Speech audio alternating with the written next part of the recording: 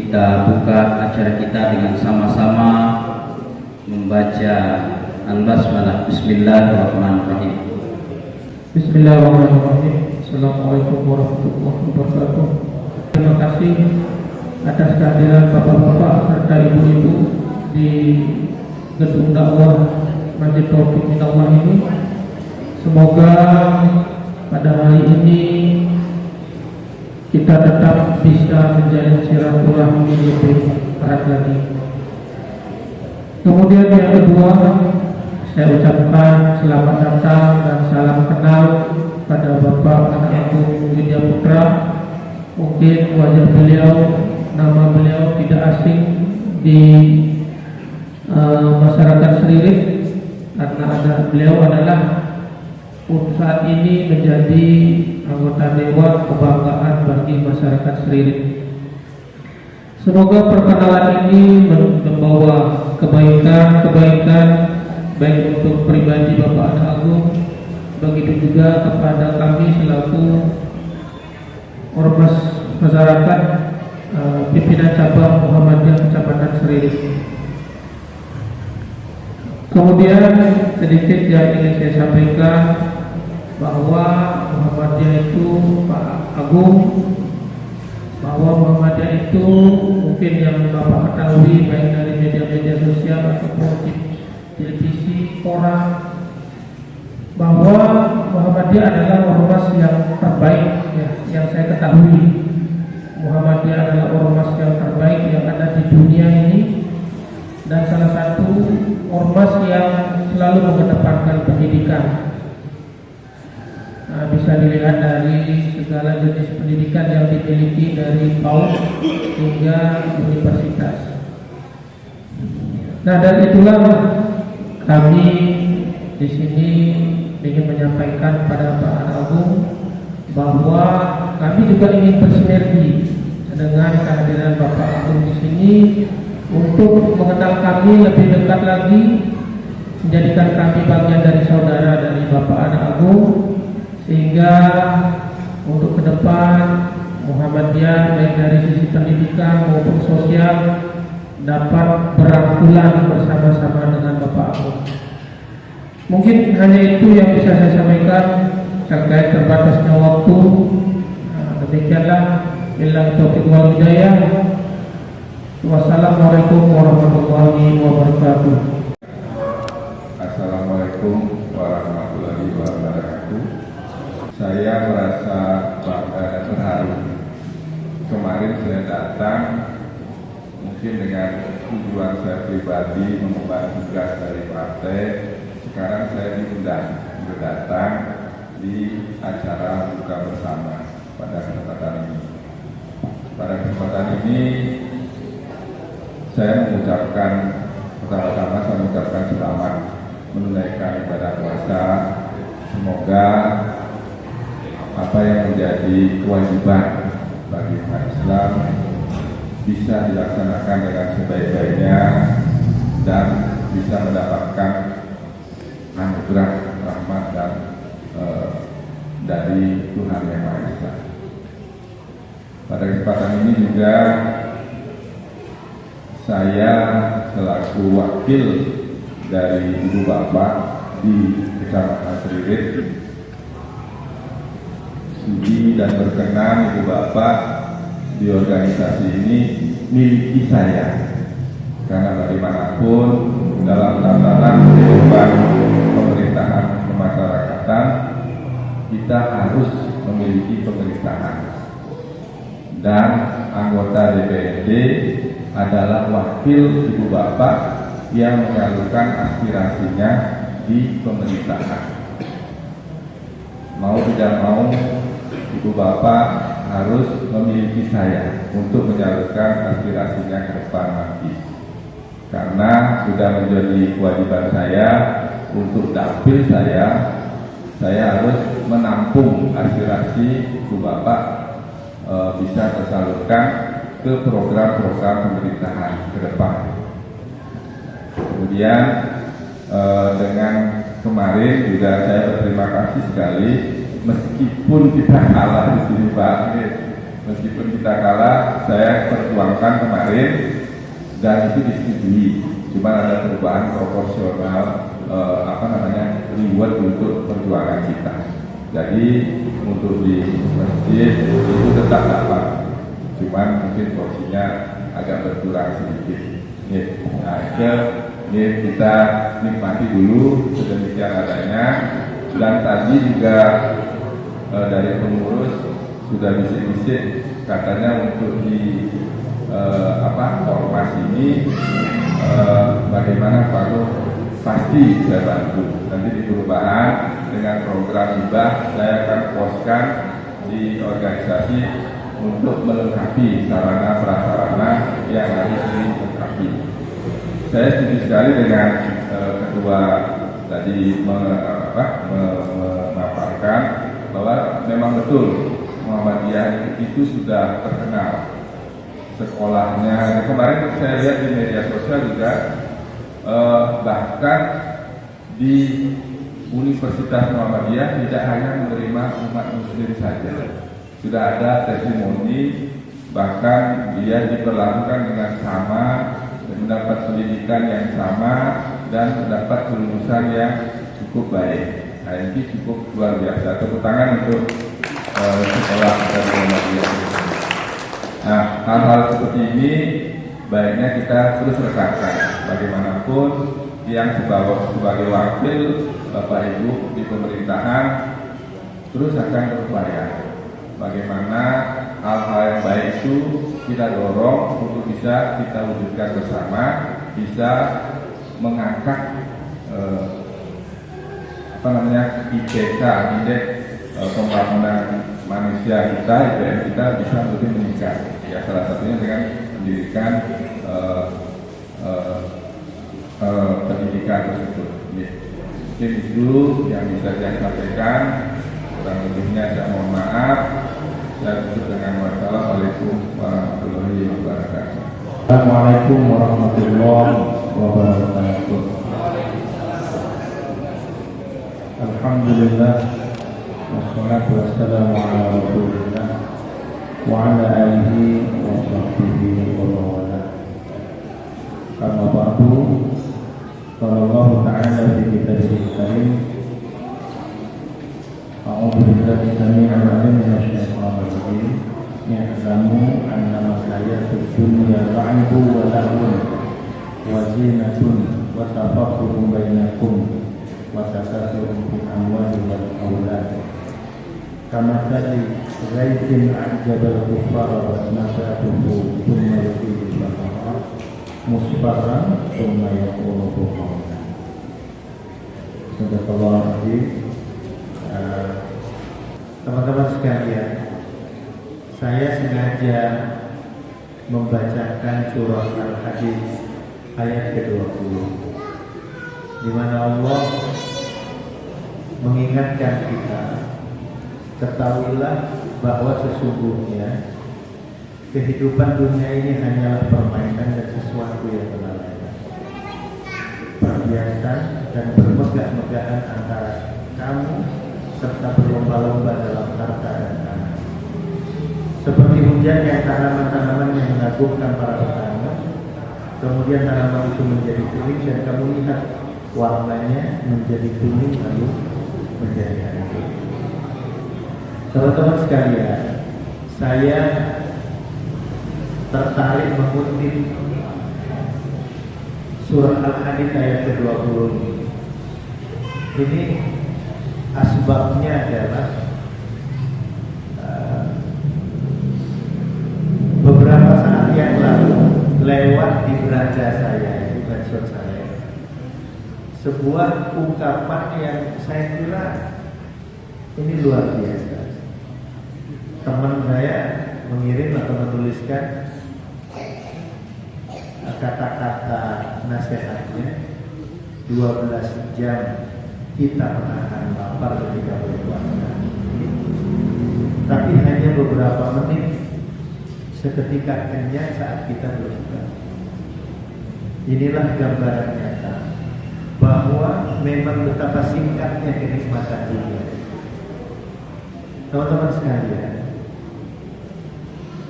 Tulisan ini agak menyentuh. Karena apa? Karena saya baru saja mengutipkan dan menjadikan bahan kuliah subuh saya itu mengutipkan apa yang menjadi falsafah hidupnya Kiai Ahmad Dahlan. Jadi ada buku tipis itu semacam notulen atau risum dari santri termudanya Kiai Ahmad Dahlan, yakni Kiai Haji Raden Ajib. Jadi beliau selama nyantri kepada Kiai Ahmad Dahlan itu, karena Kiai Ahmad Dahlan itu terkenal ulama yang tidak di belakang meja kerjaannya. Beliau disebut sebagai manusia amal. Makanya isi pengajiannya syukur-syukur ada yang merisum atau menutulensi murid termudanya Kiai Haji Raden Ajib. Beliau menulis bahwa Kiai Ahmad Dahlan itu selama hidup itu punya 7 falsafah hidup dan baru sempat mengajarkan 17 kelompok ayat. Yang itu kalau dijumlah kurang lebih 50 ayat yang sempat diajarkan kepada santri-santri. Saya waktu khutbah di Masjid Raya itu saya katakan betapa kalau kita umat Islam, orang beriman ini, pola hubungannya dengan Al-Quran itu lurus dan baik, betapa dunia ini mesti dalam genggaman kita. Nah sekarang Kiai Ahmad Dahlan baru mengajarkan 50 ayat saja kepada santri-santrinya, dan hasilnya kita lihat Muhammadiyah sekarang. Muhammadiyah diakui sebagai organisasi terkaya tidak saja secara nasional, tetapi di dunia ini belum pernah ada organisasi atau pergerakan yang punya aset sebesar Muhammadiyah. Kita punya ribuan sekolah, rumah sakit, universitas. Bahkan universitas kita diakui lebih banyak dari yang dimiliki pemerintah sekalipun. Ini baru 50 ayat. Padahal kita tahu Al-Quran kita itu ada 6 ribuan ayat. Itu kalau. Nah, teman-teman sekalian, tulisan tentang 12 jam kita ini berpuasa tidak makan, tetapi hanya beberapa menit kemudian kita berbuka dan kita sudah langsung merasakan. Ini menggambarkan betapa dunia yang kita lalui dengan anggaplah rata-rata 60 tahun ini nanti mendadak tidak ada artinya ketika kita sudah dipanggil oleh Allah. Makanya kata Kiai Ahmad Dahlan itu ditaruh nomor 1 filosofi dalam hidup, bahwa kita manusia ini hidup di dunia ini hanya sekali, dan hidup yang hanya sekali ini untuk bertaruh nanti ketika Allah panggil wafatkan kita ini mendapat kebahagiaan atau kesengsaraan. Makanya Kiai Ahmad Dahlan itu di salah satu ayat yang diingat-ingatkan kepada santri-santrinya itu adalah kelompok surah As-Saff di ayat-ayat terakhir itu, sehingga memunculkan kenapa orang Muhammadiyah itu kalau mau menutup salam itu menyebutnya Nasrul minallah wa fathun qarib wa basyiril mu'minin. Itu potongan dari surah. Yang surat sebelumnya berbicara tentang wahai orang-orang yang beriman, maukah kalian aku tunjukkan pada perniagaan yang menjadikan kalian terbebas dari adzabul alim, azab yang sangat pedih. Maka kata Allah, tu'minuna billah war rasul wa tujahiduna fi sabilillah, yang disebutkan pertama kali adalah bi amwalikum baru wa anfusikum. Coba periksa surah Shofar. Jadi untuk menghindarkan dari azab Allah yang sangat pedih, makanya kalau Kiai Ahmad Dahlan itu selalu bilang sama santri-santri, kamu gak usah berbangga diri dengan menyebut saya siap mati untuk agama ini. Itu banyak bohong. Makanya yang disebutkan oleh Al-Quran adalah bi amwalikum baru wa anfusikum. Kamu justru harus mendapuk dada, saya siap hidup untuk agama. Karena kalau mati itu gak usah diminta. Kullu nafsin dzaiqatul, pasti yang bernyawa itu akan mati. Gak usah dibangga-banggakan. Makanya dulu ketika populer itu 98 itu reformasi, pasukan berani mati. Muhammadiyah jangan sekali-sekali membuat pasukan berani mati. Muhammadiyah harus buat pasukan berani hidup. Karena kita memang ditakdirkan Allah di muka bumi ini untuk memakmurkan bumi ini, menghidupkan bumi ini. Bukan untuk buat perkara rusuh di muka bumi ini. Itu bukan karakter dan tabiat orang Muhammadiyah. Kenapa? Jamaah dan teman-teman sekalian, ya jamaah lebih menitik beratkan agar kita menghidupkan bumi, memakmurkan bumi, mencerahkan bumi. Karena apa? Karena itulah yang akan jadi bekal kehidupan kita di akhir. Teman-teman sekarang pernah baca penelitiannya UIN Jakarta? Ada kelompok radikal yang mengatakan itu kelompok radikal yang dipasangin bom di badannya itu kan pasukan berani mati. Tahu nggak? Ketika itu ditelusuri, rata-rata mereka punya masalah dalam kehidupan. Secara ekonomi mereka itu banyak tagihannya, banyak ribut dengan keluarganya dan sebagainya. Jadi orang-orang putus asa. Jadi orang yang minta supaya mati cepat itu rata-rata putus asa. Ini penelitian dunia. Untuk kelompok-kelompok, bayangkan anak belasan tahun itu sudah berani mati.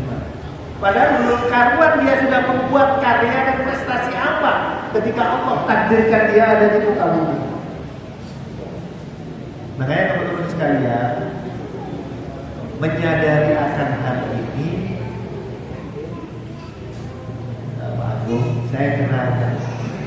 Ini kalau di kalangan orang tua, teman-teman yang mau berkhidmat di Muhammadiyah itu, kalau enggak dikatakan gila, abnormal. Kenapa orang Muhammadiyah itu disebut gila atau abnormal? Karena coba bayangin, ini tidak ada yang digaji, Pak. Bayangkan ngurus sekolah, ngurus kajian, dia malah ngerobek kantongnya keluarga. Karena kami diajarkan kalau di Muhammadiyah, hidup-hidupilah Muhammadiyah. Jangan cari hidup di Muhammadiyah. Bukan berarti orang yang kerja di Muhammadiyah itu harus mati. Ada yang membelokkan ungkapan ini, hidup-hidupilah Muhammadiyah, dan mari kita hidup bersama di dalam Muhammadiyah. Karena hidup bagi orang Muhammadiyah itu baru adalah kesempatan yang Allah berikan kepada kita untuk mengumpulkan bekal. Jadi kalau orang Muhammadiyah itu giat bekerja, berusaha, berdagang, bukan semata-mata biar supaya dia kaya. Justru mereka berpikir dengan kekayaannya lah dia itu supaya bisa banyak bersedekah dengan orang lain. Ini cirinya orang Muhammadiyah. Jadi orang Muhammadiyah itu bukan anti anggap kemakmuran, nyuruh anggota-anggotanya supaya miskin. Enggak. Malah kalau bisa jadi kayak Pak Agung ini, belajar tata caranya supaya apa? Pertama, terlibat di segala lini kehidupan. Jadi beliau ketika sudah selesai urusan domestiknya di keluarga, beliau ini keluar untuk mengurusi.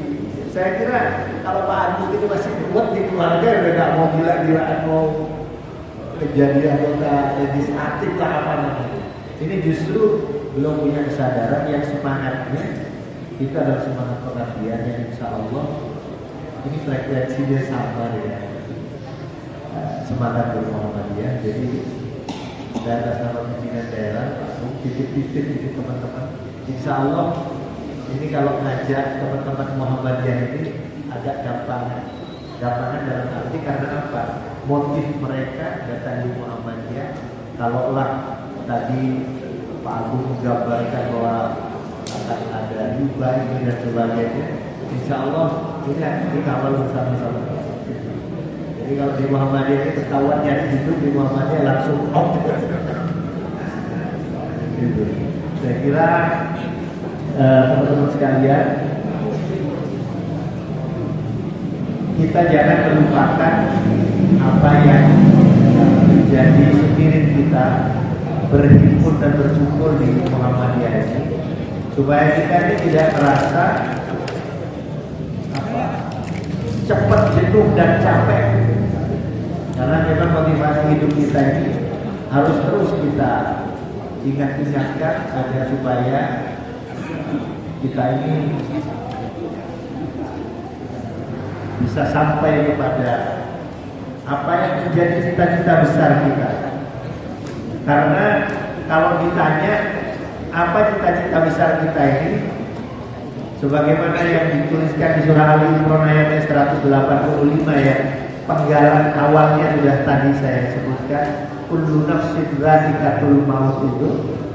Maka di tengah-tengah ayat dari surah Ali Imran ini memberikan penegasan bahwa sukses kita hidup ini sebenarnya ketika kita oleh Allah